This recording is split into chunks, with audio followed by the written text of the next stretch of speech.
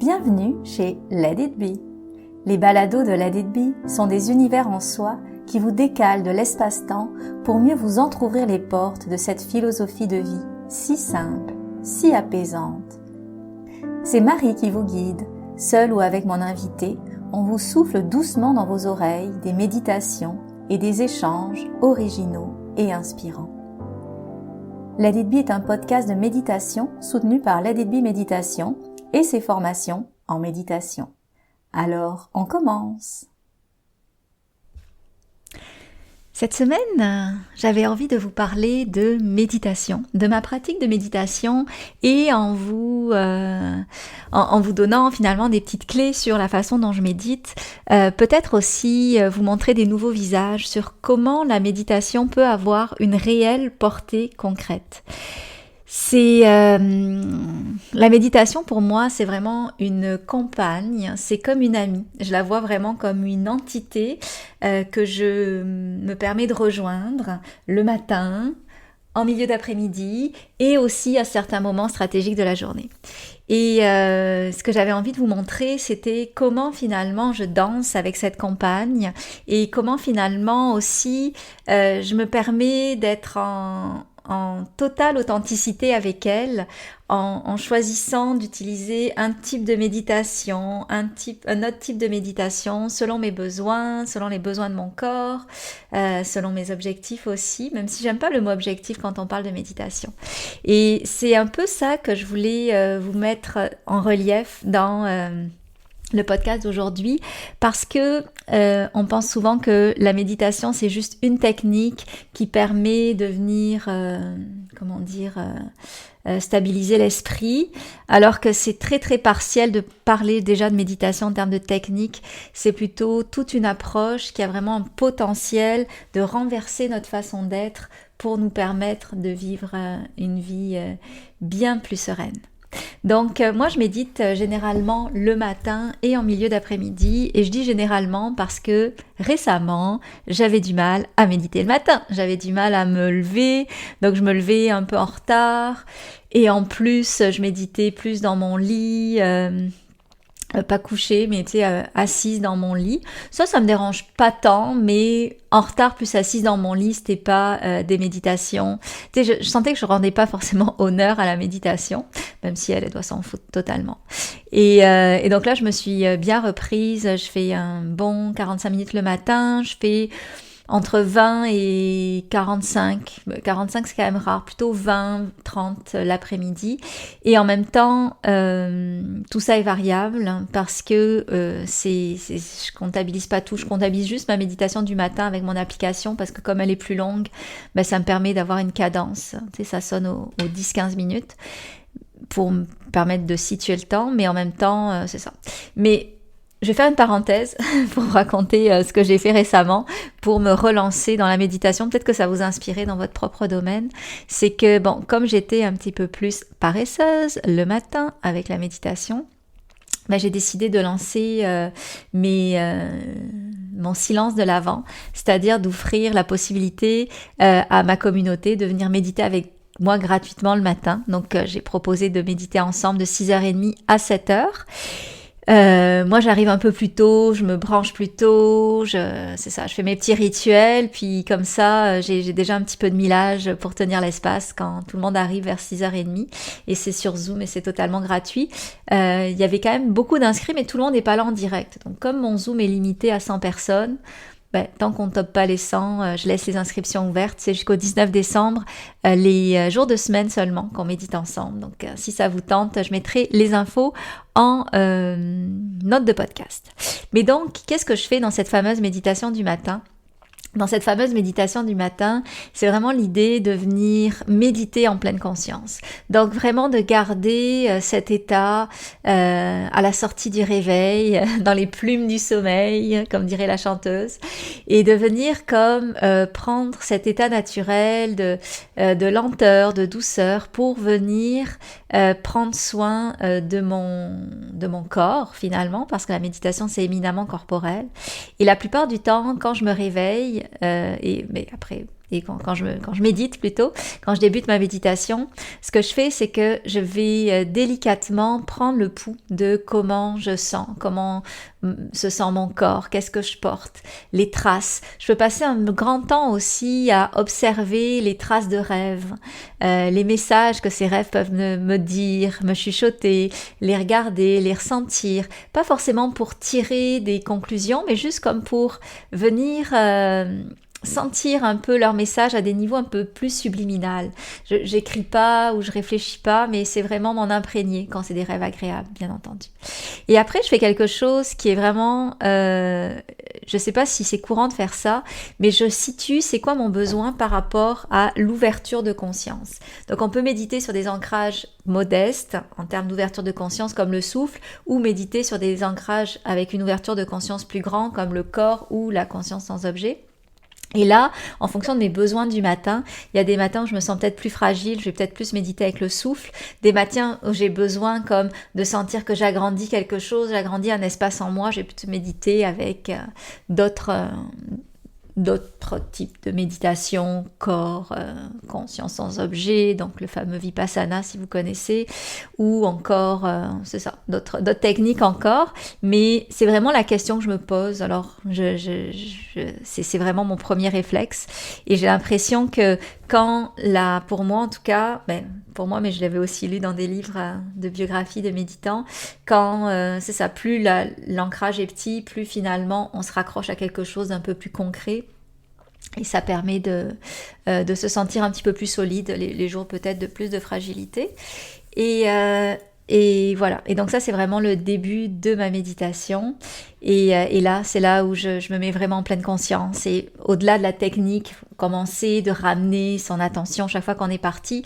La pleine conscience, c'est d'abord une façon d'être à la méditation, non-jugement, observation, etc.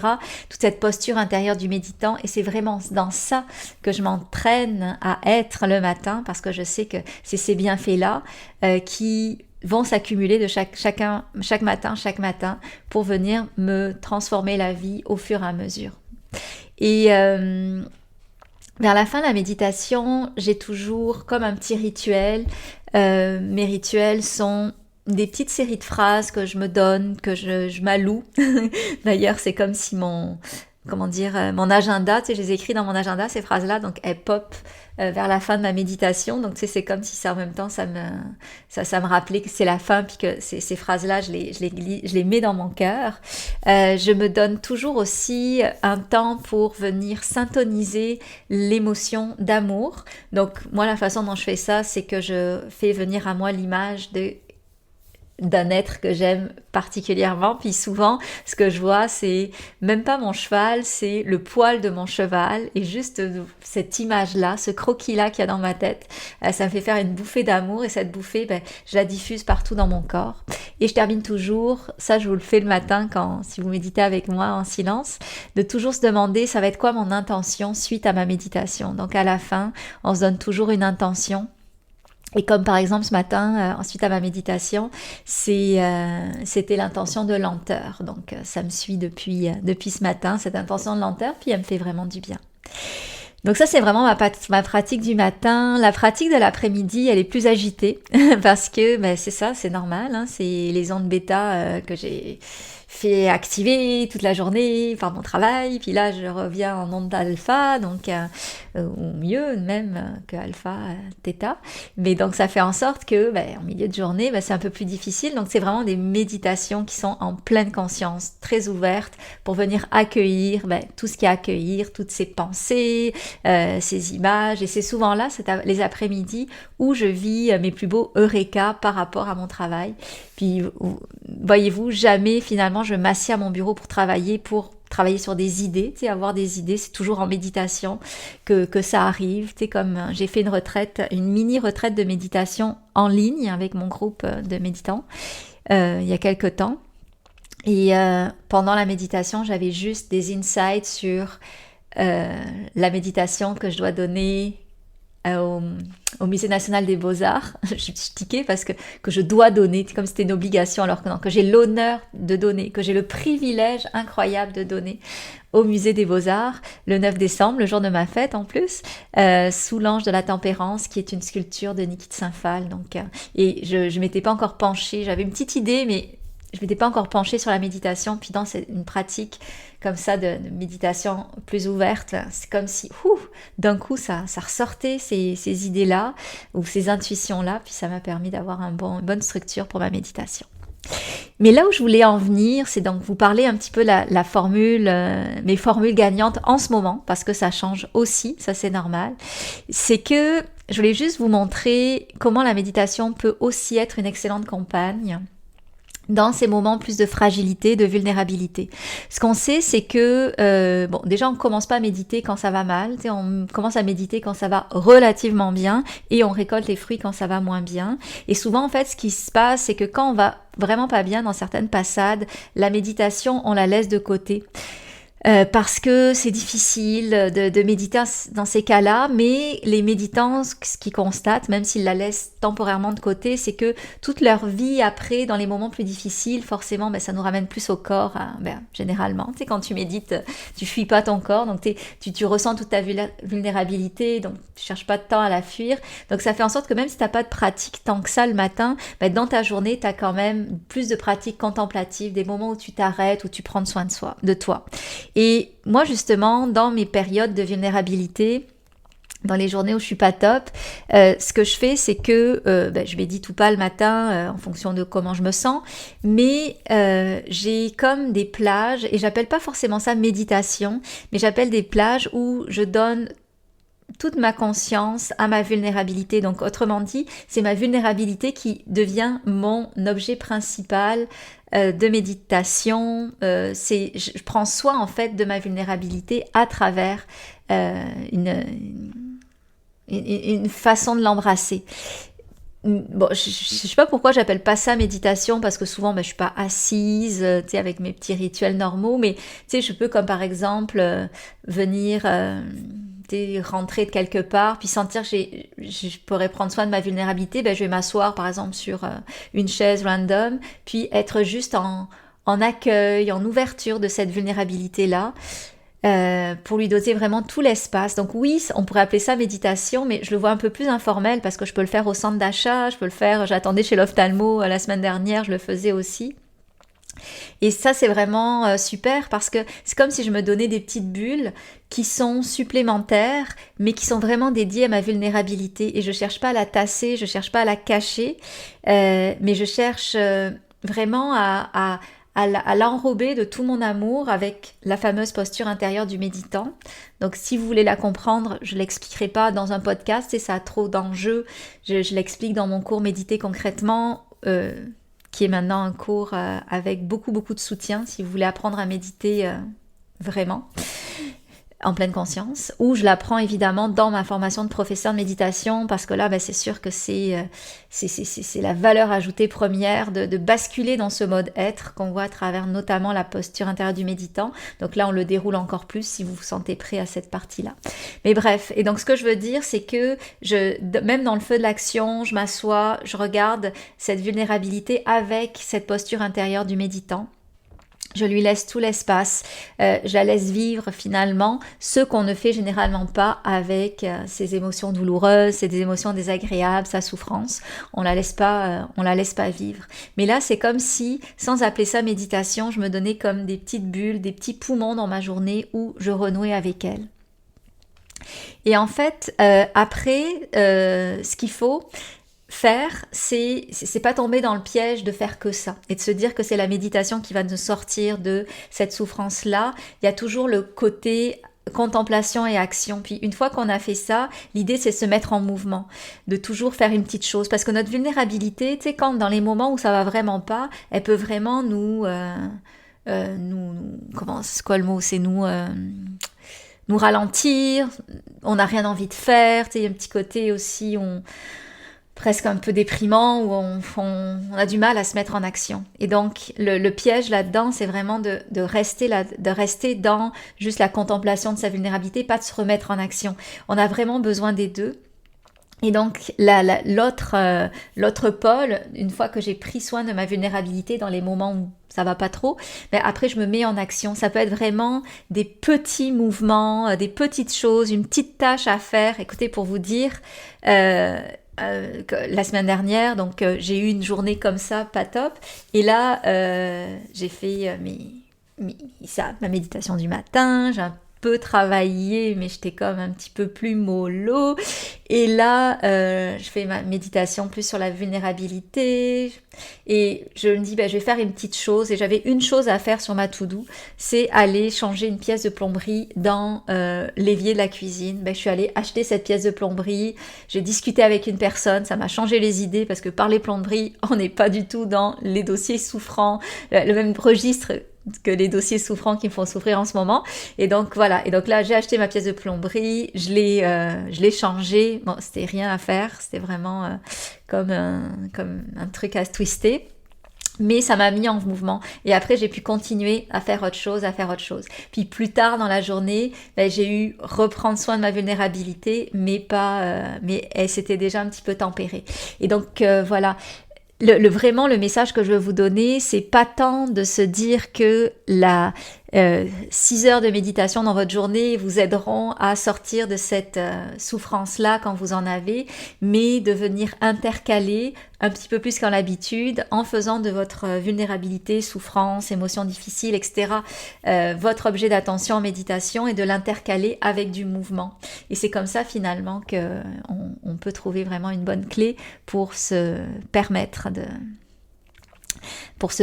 finalement de sortir de ces états-là qui sont pas forcément agréables, mais qui sont quand même normaux. Être humain, c'est vivre avec une forme de souffrance. Il ne faut pas du tout diaboliser cette souffrance, bien au contraire. La souffrance, c'est quelque chose qui nous amène beaucoup d'empathie. Ça nous ramène aussi, je ne sais pas si vous avez vu mon dernier post justement où je parlais des petits trucs que je me donne en plus dans ma journée. Vous irez voir ça sur mes réseaux sociaux, mais petits trucs que je donnais en plus dans ma journée pour pouvoir faire face à ces journées essentielles, à ces hivers intérieurs. Donc, je vous donne des choses, mais le plus grand secret que je pourrais vous donner, c'est vraiment de vous parler de ces techniques-là de méditation. Et si ça vous tente, il y a les portes de la prochaine cohorte de formation de professeurs de méditation qui sont ouvertes. On commence, je pense que c'est le 26 janvier. Il y a déjà la moitié des places qui sont parties. Donc ça, c'est une bonne nouvelle. On a déjà une belle cohorte qui va partir. Et donc, il y a un tarif Early Bird jusqu'au 20. C'est une formation donc pour devenir professeur de méditation. Peut-être que le mot professeur, vous trouvez ça que c'est un mot trop grand. Ça peut être guide, instructeur, enseignant. J'utilise pas le mot coach, mais si vous convient, ça peut être coach aussi. Mais c'est vraiment l'idée d'insuffler. C'est pas juste donner des cours, c'est pas juste guider des méditations, mais c'est venir d'insuffler dans votre pratique de manière amalgamée, artistique, vraiment toute la sagesse de la pleine conscience et de l'imagerie intérieure libre. Donc ça, c'est un petit peu le côté spécial de la formation que je donne, c'est que je ramène vraiment tout un pan d'une science que j'étudie depuis 10 ans maintenant, depuis 2015, qui s'appelle l'imagerie, que moi j'appelle l'imagerie profonde, qui s'appelle c'est une partie de l'imagerie et d'éthique. Et comme c'est vraiment une approche qui est très très empreinte de la saveur pleine conscience, ça se marie divinement bien avec les traditions plus laïques, plus puristes de pleine conscience qu'on peut voir, et ça vous permet vraiment de faire des interventions avec n'importe quel humain, ou même de changer votre leadership, ou voilà. Donc c'est vraiment extraordinaire, et c'est une formation que je donne quand même depuis près de 10 ans. J'en ai formé beaucoup des professeurs, 600. C'est une certification juste depuis 2022, je crois. Donc ça veut dire que c'est un cursus qui est comme authentifié comme étant sérieux, c'est-à-dire que je vous fais passer par des étapes qui font que quand je vous donne le diplôme, je sais que vous avez bien appris qu'est-ce qu'il y avait à apprendre. Donc voilà, c'est des petites cohortes aussi, on est 20 maximum, puis bon, tout le monde n'est pas là non plus tout le temps en même temps en direct, donc il y en a qui le suivent aussi à leur rythme, donc c'est comme toujours un petit groupe bien sympathique. Et voilà, je vais faire aussi un temps 2 pour les profs que j'ai déjà formés. Je vais faire un projet pilote, j'ai appris beaucoup de choses dans ma dernière maîtrise, et mais que je fais encore en fait. Et je voudrais le redonner aussi dans un temps de du cours pour les profs qui n'ont pas eu l'occasion d'entendre toutes ces nouvelles belles théories que j'ai déterrées sur Damasio, Tisdale, James, Jung. Je pense que c'est... Et la tradition bouddhiste aussi, mais ça, je regarde juste la tradition bouddhiste d'un côté scientifique. Alors, je vous laisse là-dessus. Merci de m'avoir écouté et j'attends vos réactions. Bonne journée.